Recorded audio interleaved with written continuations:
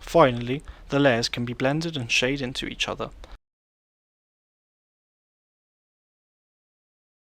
The blending techniques are distinguished according to brushstrokes that can be as Tesserae, as Mosaic, or press fit. The three different procedures sometimes lead to the same result, so it's often not possible when the painting is finished to understand which blending technique was used. In the Tesserae arrangement, the fusion is achieved by crossing the overlapping thin brushstrokes parallel to each other, without waiting for them to dry.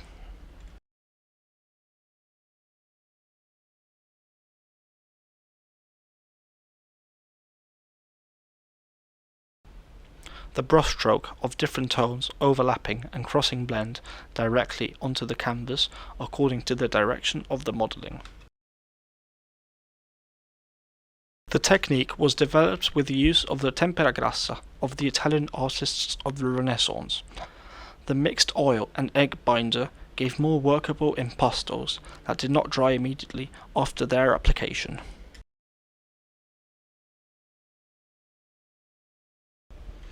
This made it possible to work wet on wet, and to easily obtain a fusion of the colours that the application of the hatched brushstrokes of the egg tempera made difficult. Another procedure is to apply the dyes in small portions, and then blend them before they are dry.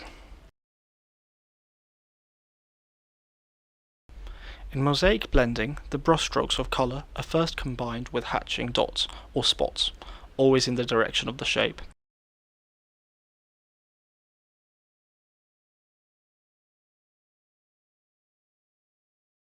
Then, with a soft and dry brush, they are passed along the edges, obtaining gradual shades and precise modelling.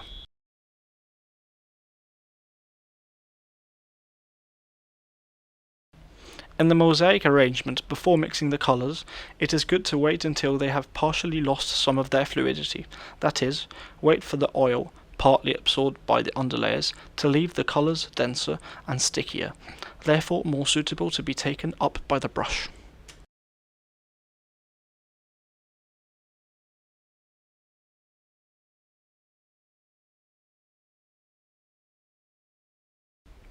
This way of working can be found in some incomplete works of the 17th century. The colour is placed in parallel strokes that mark the modelling of the forms, and which then, with soft brush, were melted and smoothed, making this workmanship disappear.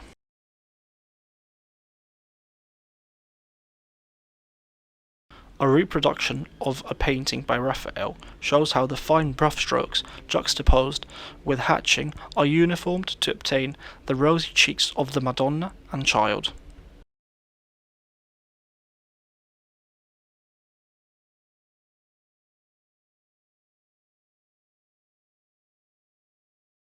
Another very common method of spreading is to crush the impasto with a brush, or even a spatula, on other layers of colour without waiting for them to dry, thus allowing the previous layer to bloom again while still wet.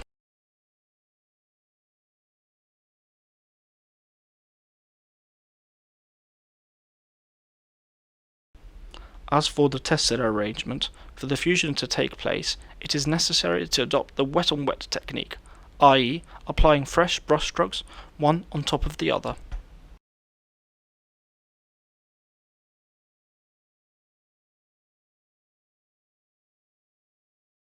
The long drying times of the oil allow you to work on a wet paint layer, creating chromatic effects through the interaction of the layers.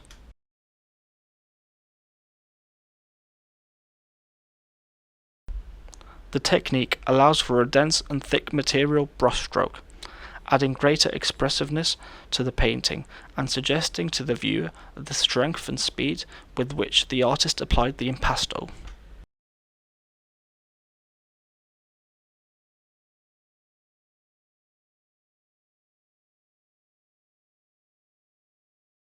In Caravaggio's painting, for example, the layer of yellow ochre is still wet when the white lead is spread on top of it, mixing more or less according to the greater or lesser pressure of the brushstrokes.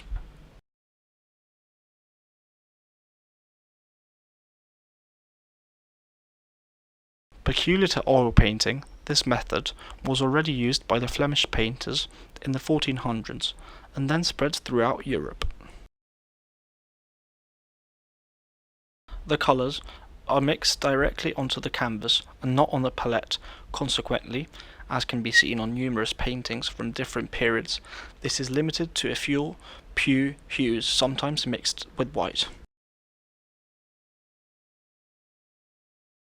But the painter who interprets this technique in the most original way is Vincent van Gogh, whose thick brushstrokes of pure colour, applied one on top of the other, and juxtaposed in contrasting shades and violent colours, are reminiscent of pointillism in some respects.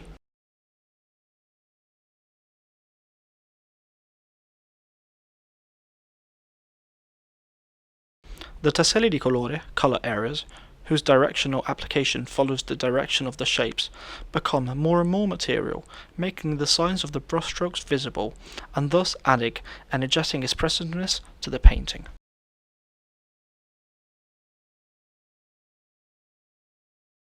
As with all wet-on-wet techniques, the best effects are achieved by working spontaneously and safely, without tiring the colours too much or complicating the mixtures, so as not to attenuate the liveliness and freshness.